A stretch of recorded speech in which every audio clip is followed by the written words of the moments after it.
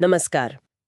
आज हम ईरान और इजराइल के बीच जो हाल में तनाव बढ़ा है हाँ। उस पर और उसके जो गहरे असर हो सकते हैं उस पर थोड़ी बात कर रहे हैं। जी। ये मामला सिर्फ इन दो देशों का नहीं है, बल्कि इसमें इतिहास, रणनीति और हाँ, वैश्विक अर्थव्यवस्था सब कुछ जुड़ा हुआ है।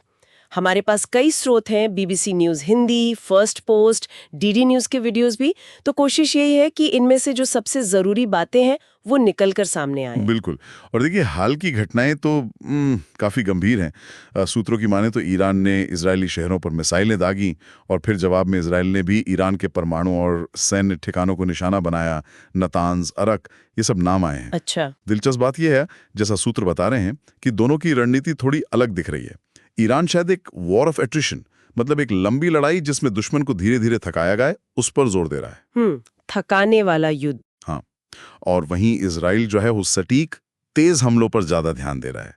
Precision strikes. अच्छा, तो ये मतलब एकदम से भड़का हुआ मामला नहीं है। ये जो दुश्मनी है ईरान और इजराइल की, इसकी जड़ें तो काफी पुरानी हैं। जी बिल्कुल। हालांकि ये बात शायद कई लोग भूल जाते हैं कि 1950 और 60 के दशक में जब शाह थे तब दोनों देशों में थोड़ा सहयोग भी था। हाँ हाँ बिल्कुल।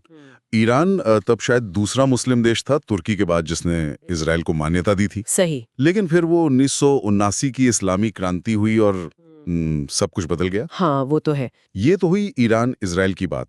लेकिन अगर हम भारत के नजरिए से देखें तो ईरान के साथ हमारे रिश्ते तो कहीं ज्यादा पुराने और क्या कहते हैं, जटिल भी हैं। सिंधु घाटी सभ्यता के जमाने से व्यापारिक लेन देन के सबूत मिलते हैं हमें। हाँ, और वो सांस्कृतिक जुड़ाव भी है। दोस्ती शब्द ही देख लीजिए, हिंदी और फारसी दोनों में एक ही मतलब।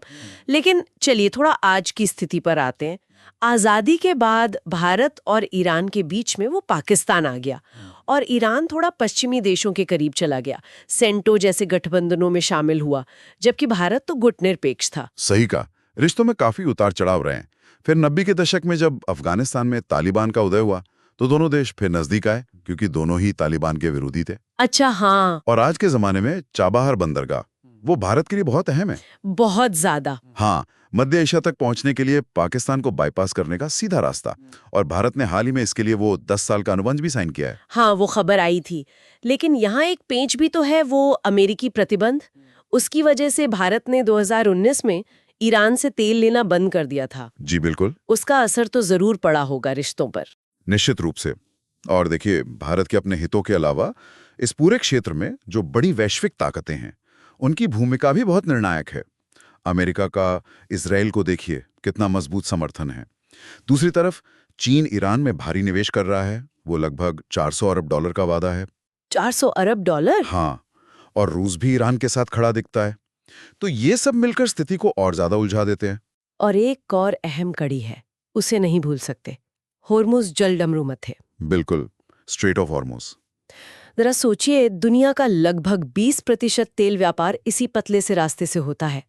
और ईरान की जो भौगोलिक स्थिति है वो उसे इस पर एक तरह से नियंत्रण रखने की क्षमता देती है। हाल में वो जहाज़ों के जीपीएस जैम करने की घटनाएं भी हुई, जैसा सूत्रों ने बताया। ये उसी क्षमता का शायद संकेत है। ये तो पूरी दुनिया के लिए चिंता की बात है। वैश्विक चिंता। और इन सब चीजों के केंद्र में है ईरान का परमाणु कार्यक्रम। इजराइल इसे अपने अस्तित्व के लिए खतरा मानता है, सीधा खतरा। और उसके जो हालिया हमले हुए वो इन्हीं परमाणु ठिकानों पर केंद्रित रहे। दूसरी तरफ ईरान लगातार यही कहता आया है कि उसका कार्यक्रम तो शांतिपूर्ण है, ऊर्जा जरूरतों के लिए है। यहां तक कि अमेरिकी खुफिया एजेंसियों ने भी हाल में कहा था कि ईरान फिलहाल परमाणु हथियार नहीं बना रहा है। तो कुल मिला के ये तस्वीर क्या बन रही है? एक तरफ सदियों पुराना इतिहास है, साझा संस्कृति की बातें हैं, दूसरी तरफ आज की कड़वी भू राजनीतिक सच्चाई है, प्रॉक्सी युद्ध है। हाँ, जिसमें हमास, हिजबुल्लाह जैसे गुट शामिल हैं। मतलब वो लड़ाई जो देश सीधे नहीं लड़ते बल्कि दूसरे गुटों के जरिए लड़ते हैं। सही। और फिर परमाणु महत्वाकांक्षाएं भी हैं। इजराइल के पास वो आयरन डोम जैसी उन्नत तकनीक है, पर ईरान की वो थकाने वाली रणनीति भी अपनी जगह एक चुनौती है। ये दिखाता है कि अंतर्राष्ट्रीय संबंध कितने जटिल, कितने स्तरित होते हैं। साझा संस्कृति और इतिहास अपनी जगह महत्वपूर्ण है, लेकिन राष्ट्रीय सुरक्षा, रणनीतिक हित और जो वैश्विक ताकतों का दबाव होता है वो अक्सर देशों का रास्ता तय करते हैं। यहाँ तक कि इस्लामिक दुनिया भी इस मुद्दे पर पूरी तरह एक साथ खड़ी नहीं दिखती।